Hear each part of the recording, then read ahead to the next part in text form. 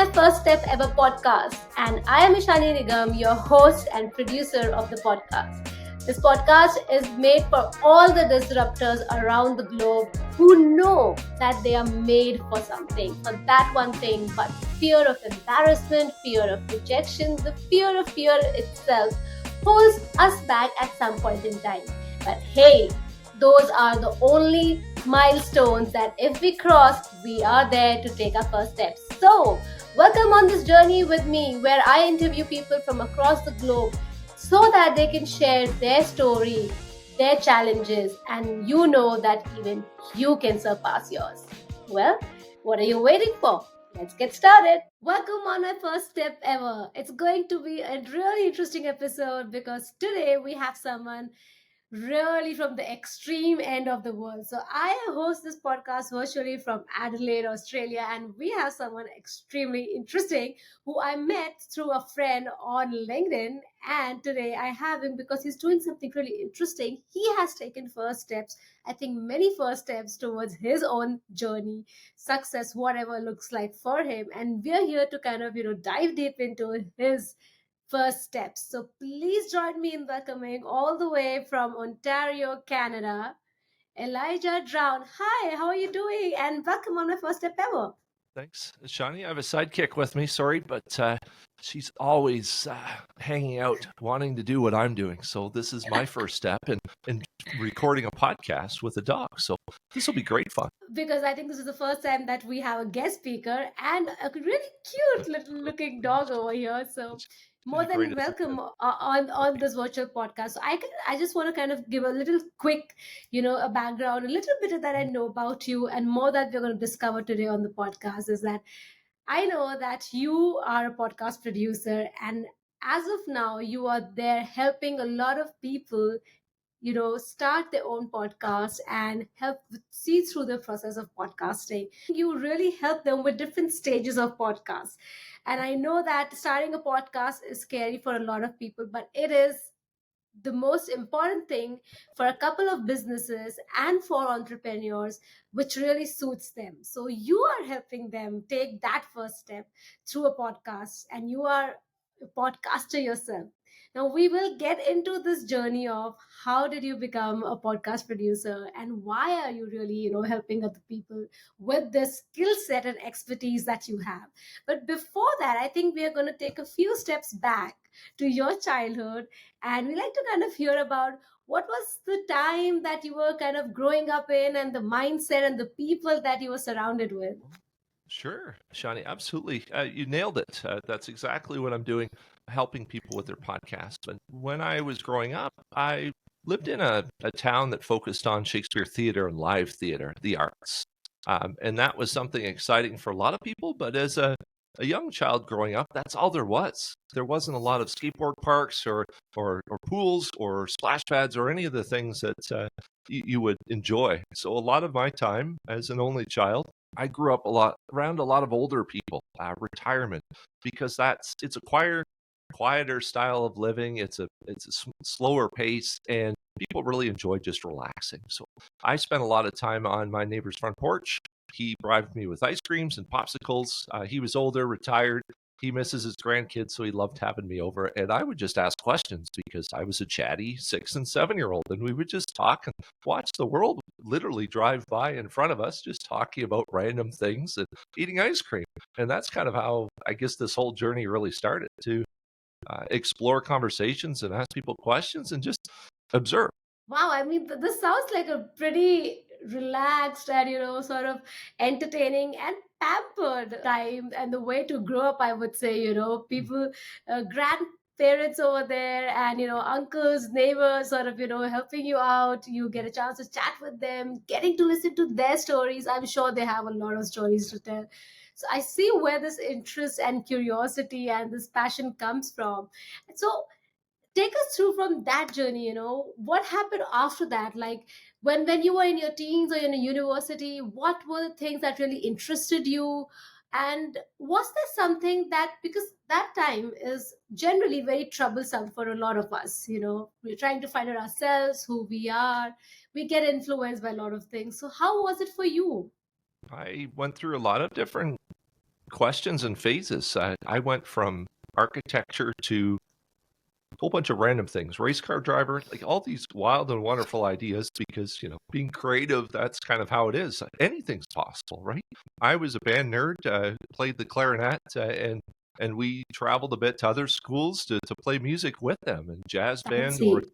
the clarinets and the fun music and did the performances. But I really wanted to be a computer nerd. I wanted to get the certificates and all of those things. But my parents didn't really understand a certificate. They didn't understand individual courses. So they said, you really need to get an education. We've saved up for college for you, at least for the first year. Love to help you out, but you need to go ahead and get a formal college education. So literally landed on radio broadcasting because I thought I'd enjoy the creative.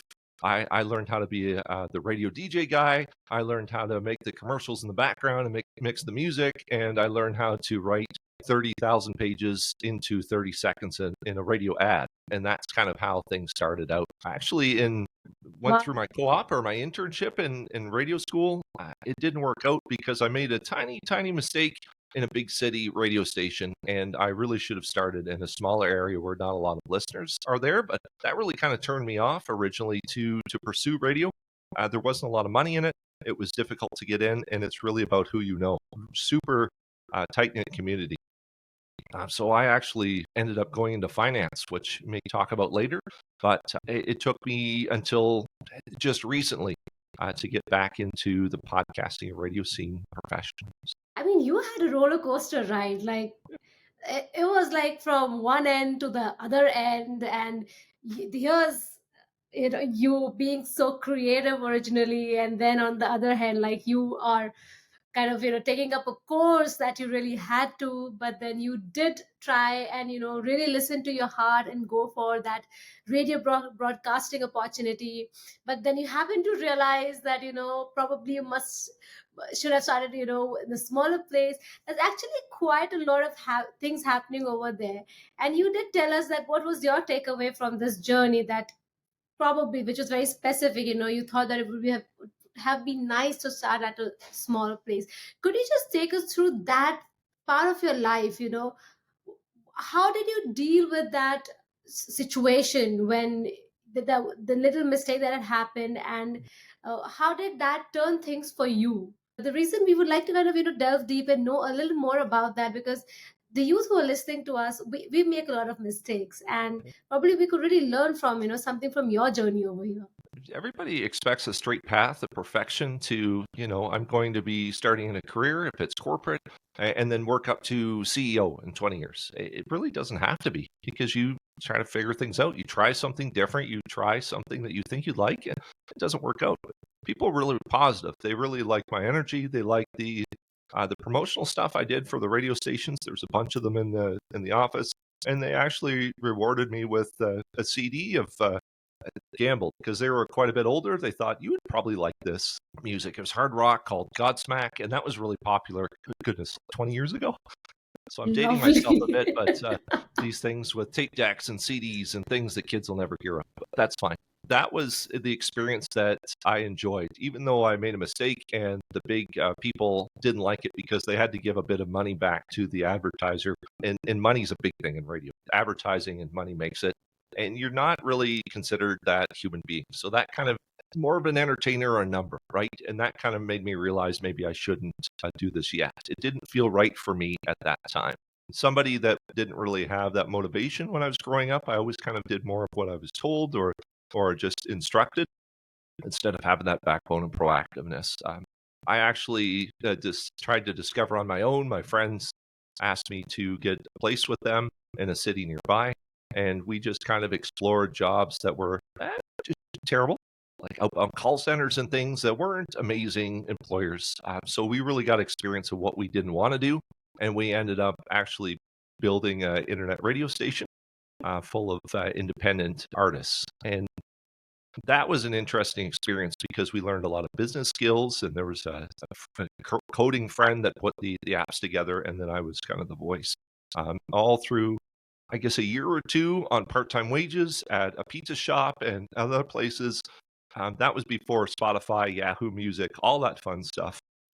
And we really realized that we were way ahead of our time. Streaming music wasn't really that popular, except for maybe an underground scene. And independent music, people really don't appreciate because they want to love what they hear. And if Yeah. they don't understand who this is, they don't really care. So that was a great opportunity to learn some business skills and what people are listening to and what they want. But it was an incredible journey. We got in the local free newspaper, plastered our faces on third page, and had a great story. My Oh, mom still cool. has the article, so that was great. But the cute things, But that I guess drove me to push more boundaries and just kind of go, I'm young enough to fail, and I'm not going to care if I succeed or not. We're just going to do it. We're just going to have fun because why not? And radio was still cool back 20 years ago. So that's where we kind of tried that. Had to do everything from scratch back then, but now the tools are so easy to get into, like yourself with podcasting. I'm not saying that the skill is easy, but the tech is so advanced that you can press record anytime. So a lot of learning, but it would have been nice to do it just push of a button. Yeah, you know what? I feel passion written all over your story. You, because whenever something happened in your life up till now, you've always found your way to do what you really like in any form, be it through a business or be it, as a job. You've really stuck to it, or maybe it has found you from other ways. You've never left it. And I love how you mentioned something about, that kind of failing over here is what taught you, that this is what your success looks like, because you're learning and you were all okay with it, because that's what made you happy, that's what made you learn something. And of course, you did not stop over there. You actually went beyond that with your friends. You guys started a company, and as you mentioned, you definitely were way ahead than your times. I mean, you were doing something which is very relevant sort of now. But I think thinking through, having that vision, I definitely, you were someone very passionate with the skill and what you wanted to kind of do, and you definitely had that belief in your creativity. I can see this the way you're explaining how things have been. It's really nice to see and hear your story.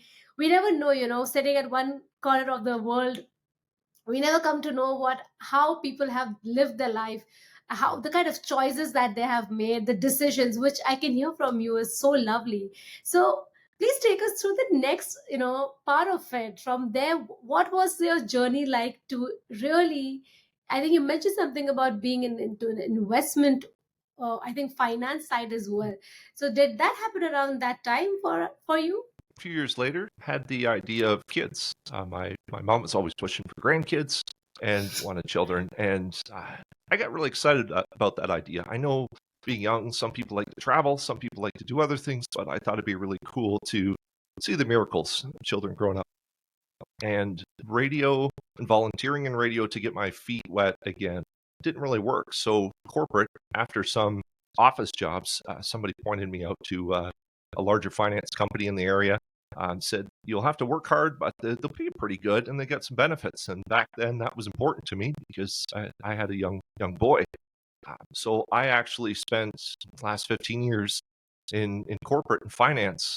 It's starting at the contact center, right from scratch, without the education. Only the radio degree has nothing to do with banking, right?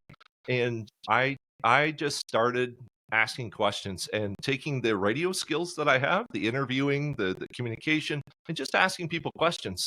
I if somebody would be willing to take 30 minutes for me just to hammer them and pepper them with questions like, what do you do? And how do you do this? And what should I do here? And is this okay? Or is that okay? And I just kind of just hammer them with questions, and they love it. And then they come back and say, look what I did. And they get all excited. And that's kind of how I spent the 15 years, just growing and learning. And now I get paid to talk all day as an analyst in tech projects, to being the rock or the glue, or that person that connects everybody and kind of knows a little bit about everything on the tech projects to make sure everything's running smoothly. So funny enough, I actually took a long time to figure out that I can actually use the skills that I have indirectly into the job that will pay my bills, but I can still find a way to enjoy and use my skills and fun that I have. I was really excited when you said that because I can actually see how the dots connected for you. And again, your love for what you do did it never left you. And it's a very important learning for people who are listening to us, that whatever you do in life, it will always, those skills will always come and tie in together only and only if you know how to kind of use it and utilize it for your benefit, exactly how you have done it. Even though you were in a finance role, something that was way different from a person as creative as you somehow brought that skills that you had into your role, and now you've created something for yourself where you kind of go give talks and kind of train other people as a consultant in that area. This is incredible. Like, you've opened something for yourself down the line that really resonates with you. So this is a great learning. So I think you were saying something, and I probably kind of just buttoned because I was so excited. So yeah, please continue. I love your excitement, and here I am just feeding off of that. It's great. But, I tell people that I love to do what I do, and there's people in different departments, social media managers that are starting up podcasts, and they go, Elijah, you do podcasts, right? Can you help me figure out why my microphone didn't work? And they're trying to get for the executives and people important with suits, because that's a big deal to them. And I'm going up there, on my lunch hour or something. We're playing around with the equipment, having some fun. And now that my kids are growing, I can come back to this space, helping people with podcasting, do the audio and the editing, and kind of have that radio feeling, that creativity back in my life while I'm working my full-time job and figuring out if this is something I can do full-time. So now that my kids are growing, 20 years later, I can come back to something for me and continue to doing something that feels right now. Learning all those business skills in corporate, learning all those communication skills, all those fundamental things that really helps me navigate my way through business and side hustling or entrepreneurship made it work. So even though 20 years ago, I feel like I failed a bit, I made a big mistake. I took a long time to figure out me and how to gain a lot of skills in the business world, get that free training, if you will, and then come back to something I love. I'm trying to say it's never too late. So don't give up on it if you want to try it. I tried this 3 or 4 years ago. I didn't really feel it was right. Didn't have the equipment I needed, things like that. So now you really have that time to figure things out. If that helps, I have far from perfect journey, Shani, but for those who want to just do what they love, just do it. I think this is your version of perfect, and this sounds so beautiful because as I see that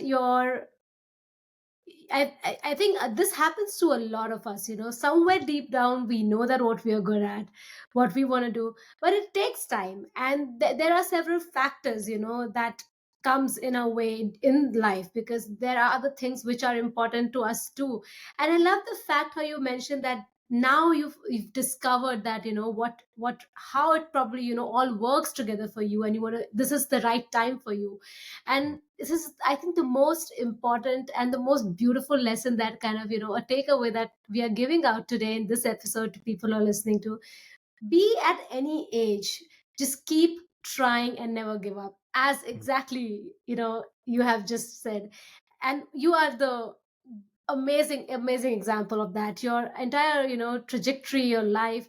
And I can always see, wherever you have been in your life, this one bug of the creativity, the podcasting, speaking, your love for it, for the technology, how things really work, has never left you. And that's why I'm so happy that we are here.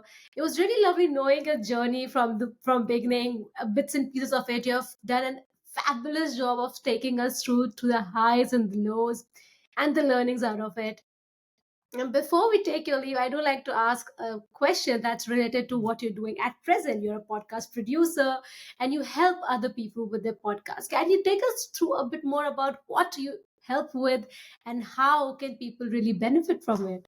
Absolutely. Podcast editing and production is stuff that I start with as a focus or primary focus. So if somebody has a podcast, they don't feel too confident with their sound, or maybe they want to improve, I'll be happy to edit the podcast and and things like that.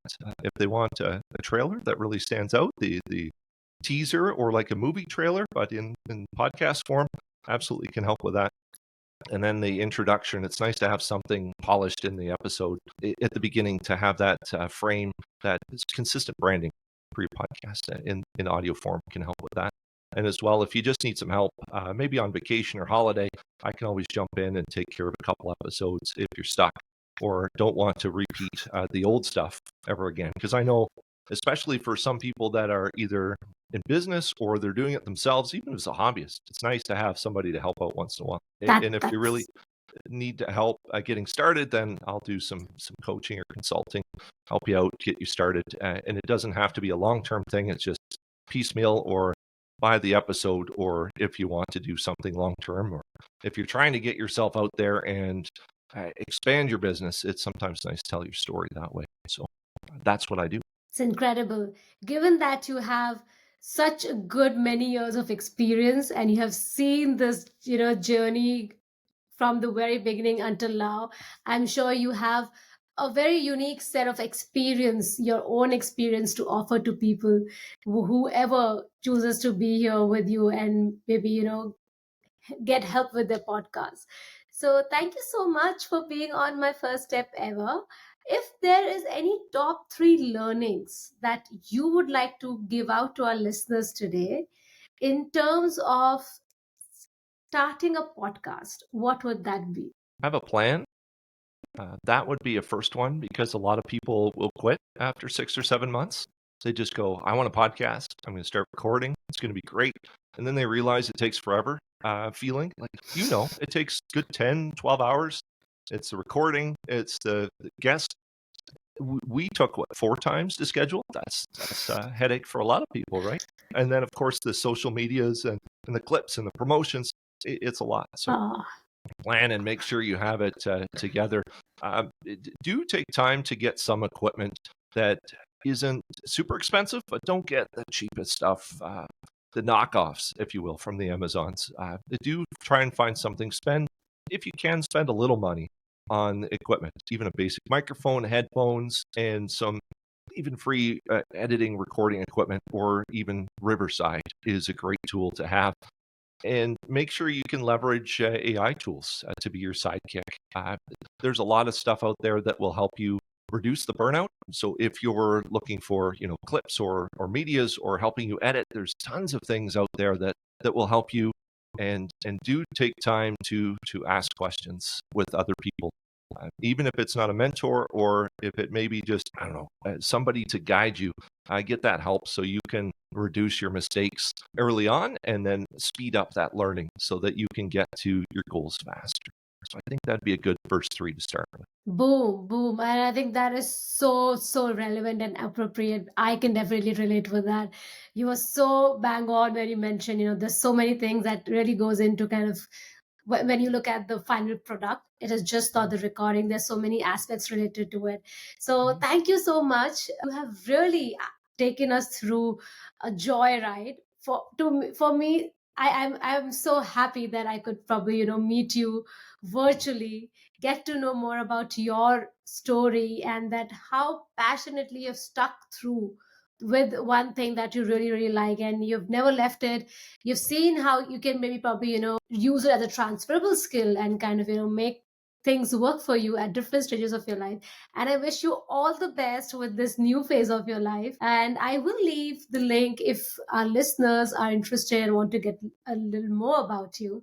And before we take your leave, I always insist our guest speakers to leave our listeners with a quote or a saying that you resonate with. Wow, that's impactful stuff that you're really putting me on the spot for. But never give up would be the simplest, most impactful advice I can give you. And if it's not for passion or enthusiast, if it's for money, great, but never give up. There you said it. That is the most important thing in life, in whatever aspect of your life.